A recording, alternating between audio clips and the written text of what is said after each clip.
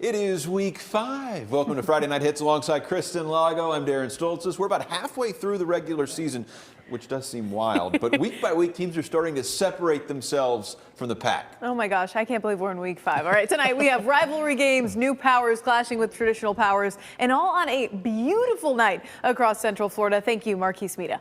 It's starting to cool off a little bit. Our game of the week is an all-Orange County clash. Unbeaten Boone battling Ocoee. The Braves off to their best start in nearly 2 decades, with the Knights eager to try and play spoiler on their home field. Let's take a look. Andy Johnson's squad heading into district play with some momentum, trying to keep it going tonight. After Ocoee fumbled the opening kick, Boone makes him pay. Pitch goes to Aaron Hardy Jr. He takes in part of a big night for the senior running back. Boone was up 9-7 final play of the first half, trying to add to the lead, but how about this? The snap is botched.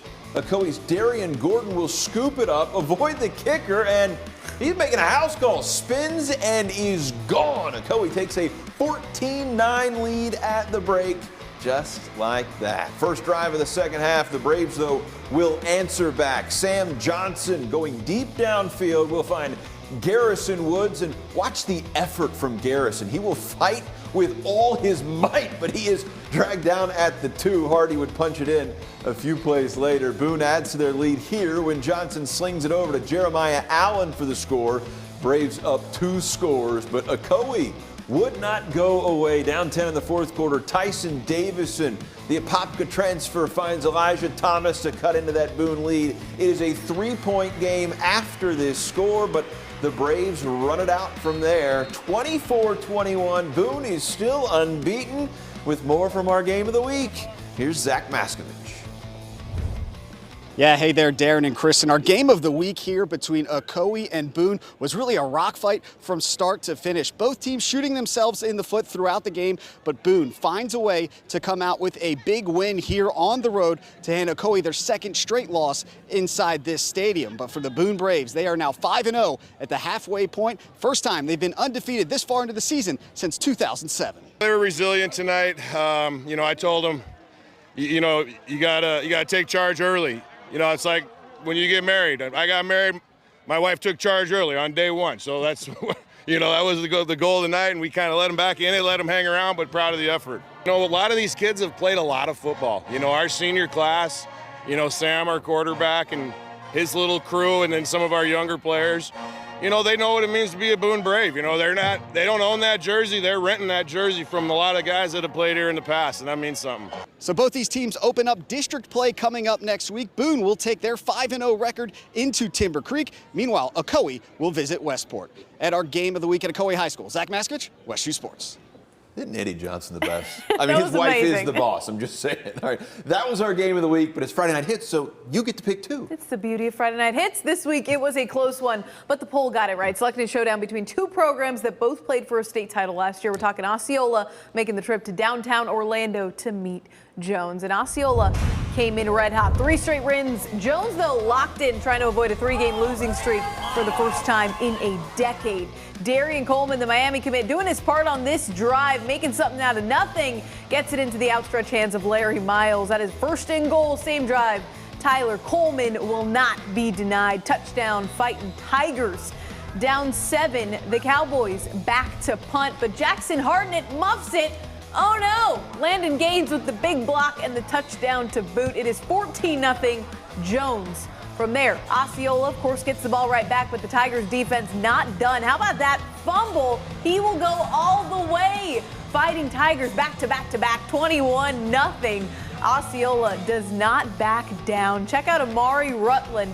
Launches a bomb to Elijah Jenkins for the score. Cowboys close the gap, but it is Jones on top, 28-14 final. We was 0-2 the last 2 weeks, so this was a must-win for us. We had to come out and show what we can do and get back into the win column. They were lights out, man. Casey kicking the ball deep into the red zone, defense getting stopped, shutting them out. Man, they were key. They were key. Championships are won by defensive teams. Teams that can play the ball well. They did so good, so well for us tonight. It was awesome. Great performance from Jones. Let's get in Chopper 2. Apopka looking for a second straight win, but the Darters hosting one of Central Florida's best squads tonight. The Edgewater Eagles scoreless game, but not for long. Carter Emanuel to his brother Cole Emanuel. brotherly love. 7-0 Edgewater in front. Eagles charged up on defense to Sheldon Jenkins-Lee with a nice TFL. How about a shutout for Edgewater tonight? 35-0 the final score. In Winter Garden, West Orange, how about the cheerleaders bringing the spirit, hosting the nearby Lake Buena Vista Vipers tonight. But it was not a hospitable welcome. Warriors were up 42-0 at the half. I'm just saying, they still scored. Jackson Long says one more. Michael Victor in for the touchdown. Extra point makes it 49-0. Valhalla, West Orange shuts out Lake Buena Vista. 49-0 the final. All right, out to Winter Garden we will go. The Horizon Cheer Squad also doing their part, trying to pump up the Hawks, who were not really flying high against Evans tonight. Opening drive handoff goes to Ladarius Pryor. Cuts to the outside, and he is in for 6. Touchdown. Evans down 6 and backed up inside their own 5. That's about the last thing you want to see from Horizon. Caio Oliveira heaves it up. Trojans bring it down. That would set up, yes, you guessed it, another Ladarius Pryor touchdown. Evans rolling through Horizon tonight. 4th straight win for them, 44-0 the final score. Evans is on a roll up in Volusia County. A big-time rivalry showdown. The battle for the bone tonight at Deltona. I love the name of that one. DeLand has dominated this series as of late, but Deltona was hoping to shake that up tonight. Yeah, but the Bulldogs, they have a battle for the bone 2025 edition, and the visitors had plenty to cheer about. First quarter, Bulldogs on the ground and pound, as they tend to do. Handoff to Tyzier Nicholson. Big push for the touchdown. They'll end up 6-0. Later in the second, Taj Moore scrambling, but he drops it right in the bucket for Christian Baez. It just drops through. They settle for 3. Only 9 points in the first half.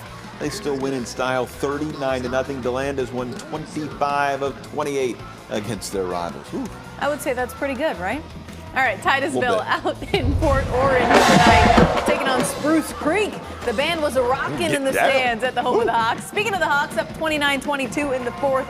They get a nice break here. Titusville trying to tie it, but the pass from William Billingsley just too far. That falls incomplete. Hawks attempting to add to their lead, but Titusville wanted one more go at it, and the Terriers will get it, but it won't be enough as Titusville falls on the road 29-22. All right, back in Orange County, Winter Park hosting Creekside tonight at Showalter Field. This was a wild one. Knights would strike first. Jackson Earl out of the Wildcat. He is in for 6. Creekside takes a 7-0 lead after the PAT, but the Wildcats are bringing the boom. Look at this defensive play from Eshawn Sutton. Can you hear it? Ooh, he thumps him. Big hit from number 0. But Winter Park was down 2 scores in the second quarter when they finally get their first big play on offense. Elijah Nickerson deep ball to Aiden Pouncey. Give him 6. The Notre Dame commit had 2 pick sixes after that. Not 1, but 2.